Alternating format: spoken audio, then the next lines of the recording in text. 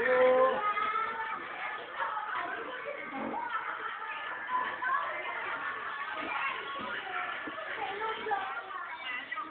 เมียนี่หน่อยหัวเมียน่ะโอ้ยอยากรับพังแม่ดีอยากยังแม่เรื่องยังแม่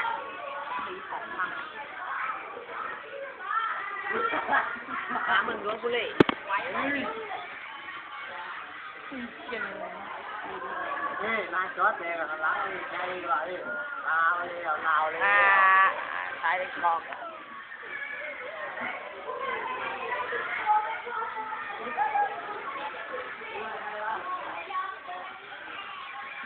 ไม่ไม่ต้องบินมาไหนก็มัน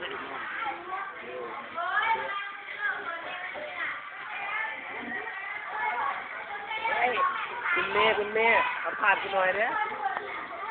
เมธิตาในตัวนี้มันดูกิบแตกเลยนี่ละคนเดียวไม่ได้เปิดคนเดียว